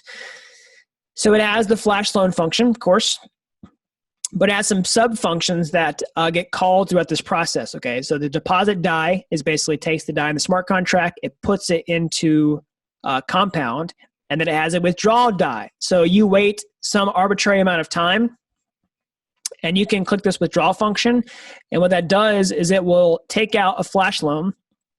So you can see that here, right?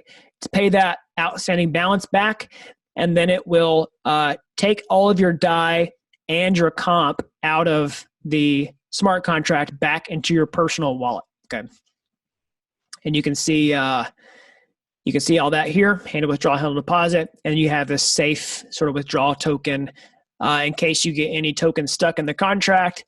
You can just withdraw them with this custom function here.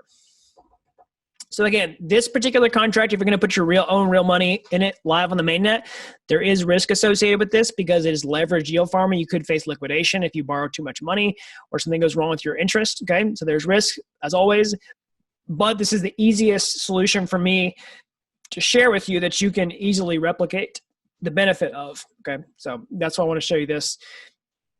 And then if you want to build your own projects with flash loans, this of course would be a great template to get started with here.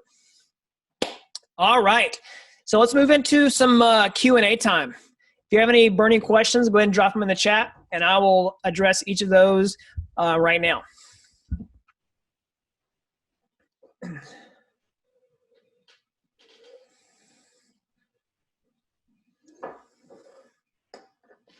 So I had some other questions from the back.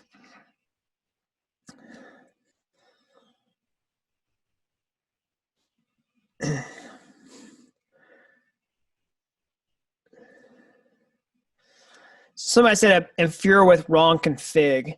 So you should just have to copy and paste the Infura URL that's provided in their website. That should work.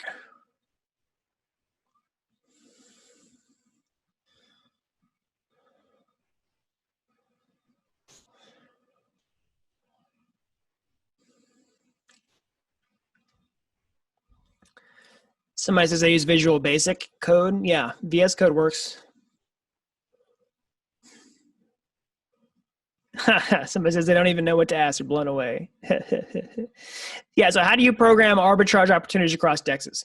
So I can give you the high level on how to do it. Of course, we have a complete trading bot solution inside the membership program. But basically, you want to get all the smart contract interfaces for the exchanges that you want to do. You'll wire those up into your smart contracts here, and then you will basically code the arbitrages inside of this portion here. Now, that being said, if you're going to do the challenge with arbitrage between DEXs is finding the opportunities. So that typically requires you to have two parts. So a bot and then contract. So what I focus on mostly tonight is the contract. Okay, so you have the tools to build that, which is this right here. And then the bot essentially would be something that sits there and watches for opportunities, detects the price differences on exchanges, and then calls this contract whenever it happens. So that's the other part of the equation. So we got a full solution on that. So inside the membership program, you also want your bot to be competitive and fast if it's looking for the same opportunities as other people, or you want to just look for other opportunities that other people aren't doing yet. Okay, that's basically how you win with arbitrage. And that's exactly that example that I showed you before. This right here. That's exactly what this screenshot's from. Is from one of my own personal arbitrage bots.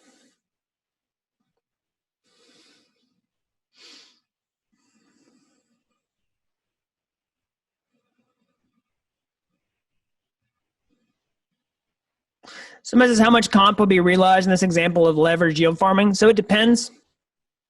Depends on how much DAI you supply. I was hoping to show you with that calculator. For some reason, the calculator is broken. But I would say it's somewhere in the range of 30 to 50% ROI, APY, excuse me. I can't remember off the top of my head. I was going to try to do it with the calculator, but you could probably look up the other resources on Comp on how to do it. But unfortunately, that calculator is broken for now. And that's not put out by Comp as a third-party tool.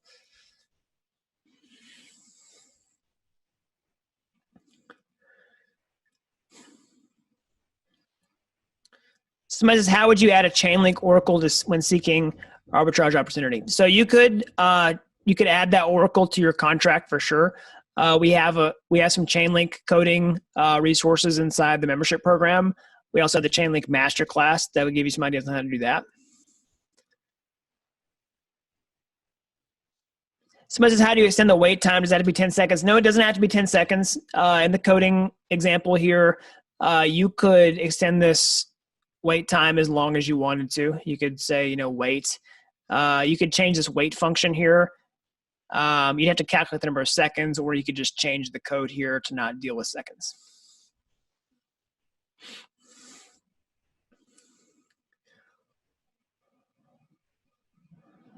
Somebody says, can you have Flashloans work with the arbitrage function of BitsGap app? So I'm not familiar with BitsGap app, so I don't totally know how to answer that question. I'll look it up though.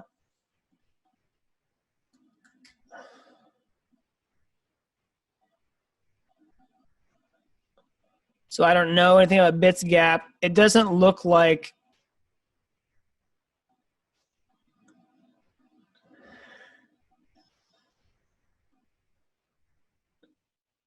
Yeah, so this is like for this is not based off Ethereum.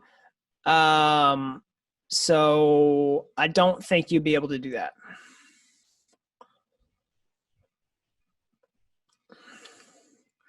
Somebody says, is furrow combo an easier option? So that's a good option. So this is something if you want to play around with for a combo. This lets you create DeFi recipes in your browser. You can do flash loans in your browser.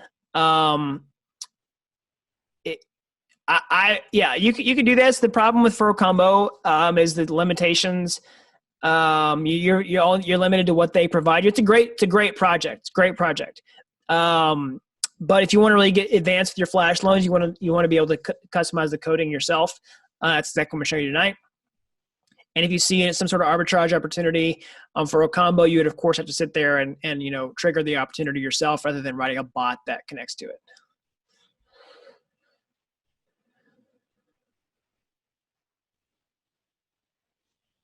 Somebody says, this being the easiest contract to replicate, is there a suggested duration of time to wait in order to generate a stout yield?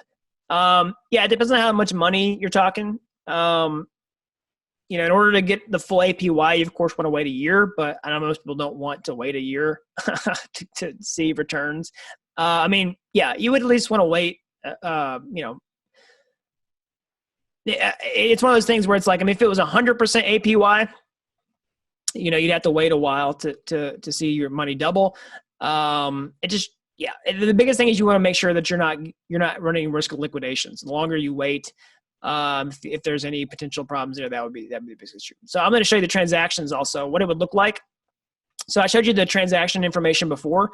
I want to show you what it looks like actually. So I did this smart contract live on the mainnet.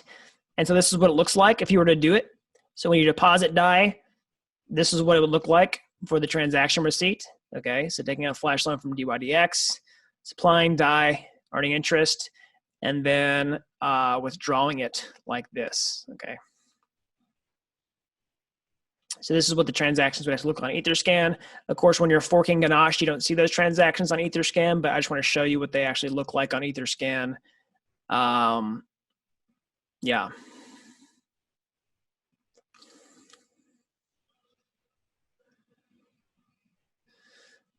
Okay, so somebody says, I thought you said it was low risk. It seems to be high risk to me. So the low risk option is for doing flash loans. So flash loans are low risk. So the different strategies of flash loans have varying degrees of risk. So an arbitrage basically has no risk.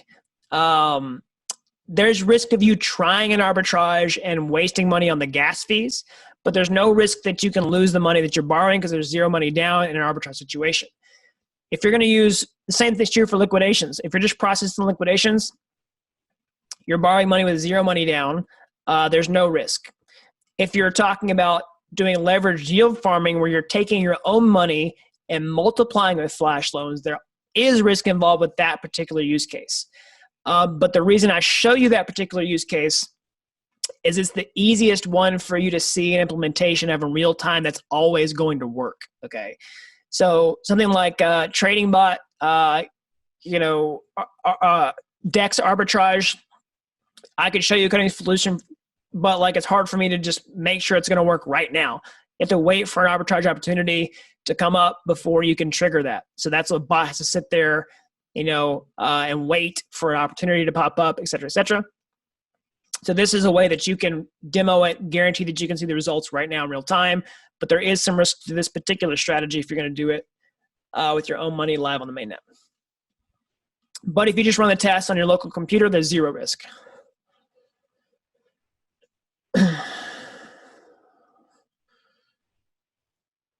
Somebody says another session for the price bot. Yeah, totally. So we have a trading bot solution inside the video vault. So if you're in the membership program, you can go check that out. If you're not, we can definitely join the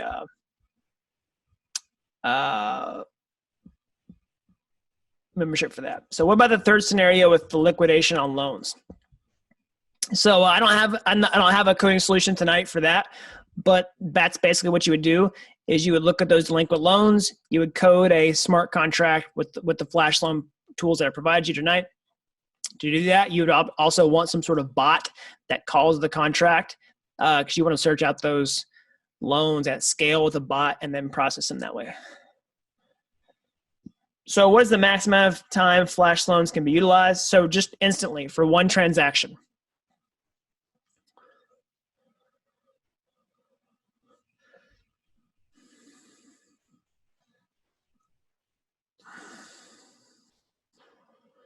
So as blockchain developers, is there financial opportunity to monetize the bot? There definitely is opportunity to monetize the bot. That being said, flash loans are competitive in the sense of it's kind of a zero-sum game. You know, there are different dexes out there. I mean, there is opportunity. It's just a competitive landscape. So there are different dexes out there. There's lots of opportunities. There's tons of dexes. There's tons of cryptocurrencies traded on those dexes. So there's like insane amount of possibilities. It's just that there are other advanced coders out there who are watching these opportunities too. So if you're watching the same opportunity as a different advanced coder, then you need to be faster, okay? Or you need to look for different opportunities, what other people don't see yet. So you either have to be the first person, or you have to either be first or the fastest. That's basically how you become competitive in the arbitrage space. So how do you do the flash loans that is low risk? So that's basically what arbitrage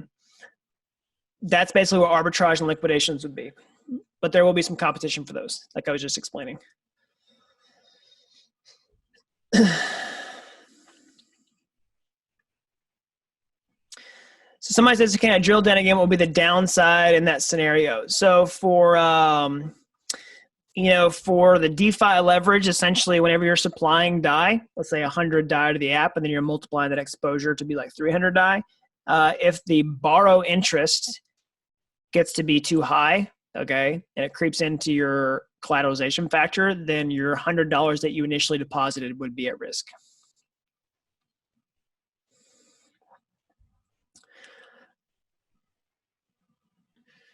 So how do you outcompete other people? You have to be fast. What's the best setup? The fastest setup is to run like your own node. You run your own node. You can run different nodes in different parts of the world. That's one way to do it.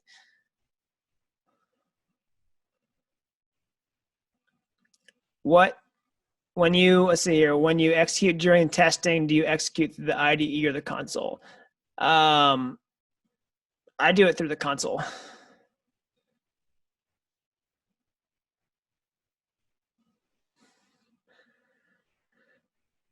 Is there a difference if you wait time is adjusted or not from 10 seconds? Yes, there will be a difference. So if you wait longer, you'll accrue more interest.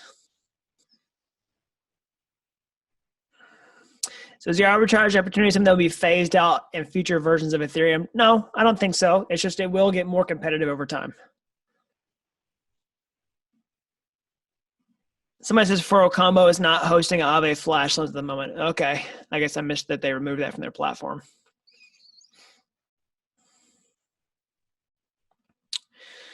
Somebody says Bitsgap has a great arbitrage that has multiple pairs, has a 14-day trial. Yeah, okay, that's cool.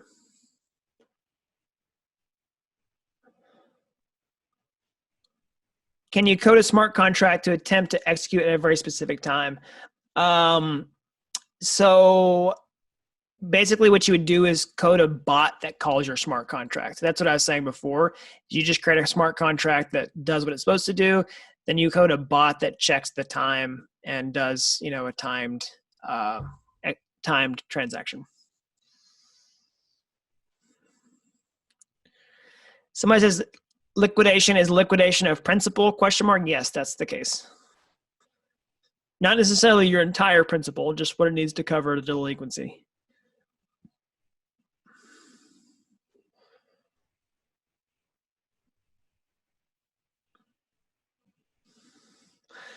Can we go through the test one more time? Is it possible to go through the test with arbitrage up until but not execute, or do it on a test net one more time? So what I would say about that is I would recommend checking out the coding solution for the trading bot inside the video vault if you want to see how to use a flash loan to actually call a bot. The coding will get a lot more complicated in order to support that, so I won't have time to just do it tonight. but you would do it inside of here.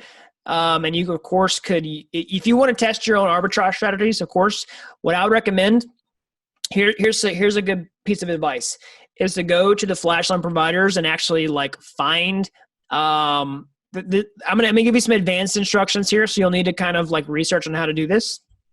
But I wasn't planning on telling you about this strategy, so I don't have the links in front of me, but I'll just kind of verbally tell it to you, give you some homework.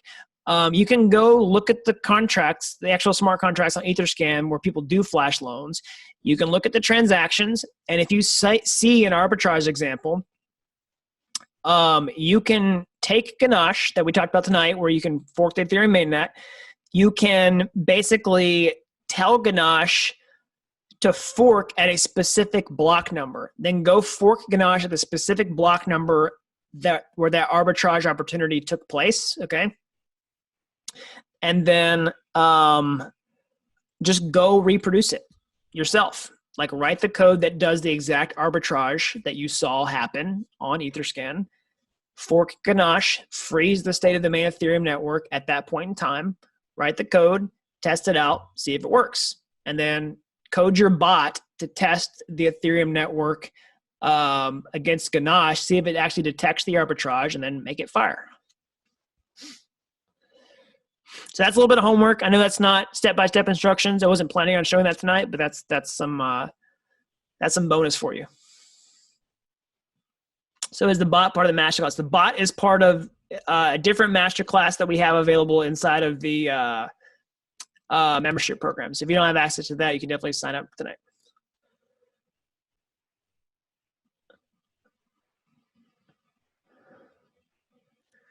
So yeah, we will upload the replay link available inside of the video vault with all the resources that I mentioned tonight. And there's also links down in the description below if you need to grab those now.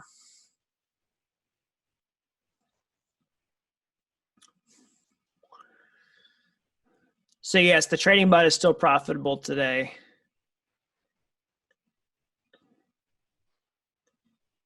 Do I provide projects to work for beginners when I sign up for membership? So yeah, there's lots of beginner projects in there for sure. So if you're asking like, do we have jobs for beginners? We do post jobs in there as they come up. We have had relatively new people land jobs. Is QuickNode better than Infura? I like QuickNode too.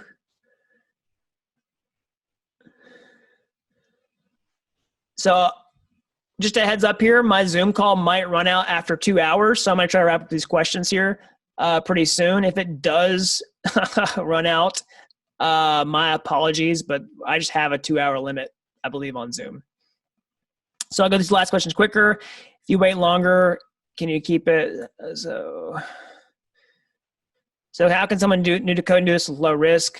Yeah, I would follow some of the tutorials. Let's see here. NFT Flashloan just started. What are my thoughts? I haven't seen it before.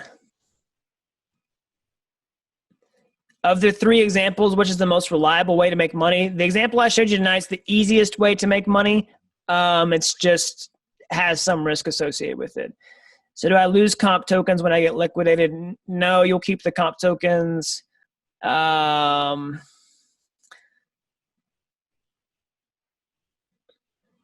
Are there videos about the bot coding if you join the monthly video bot? Yes, the trading bot masterclass is a complete coding solution.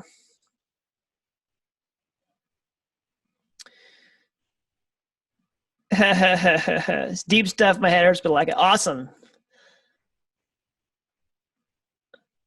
Yes, you'll be able to access the replay if you don't have a membership. I'll send out a replay link later.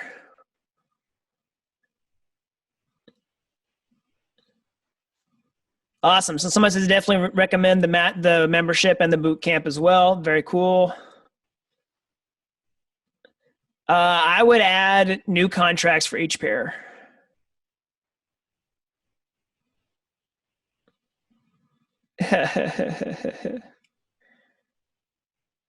Awesome. All right, everybody, I got to wrap it up here today. This was an awesome masterclass. I think my Zoom call is about to run out and blow up on me here. We'll see if there's any issues. But if you got any questions, as always, just reach out. This is a super exciting masterclass. I was stoked to do this tonight. You'll get that replay link out if you join the one-time masterclass. You'll get an email. Here's the membership program. Of course, it'll be there'll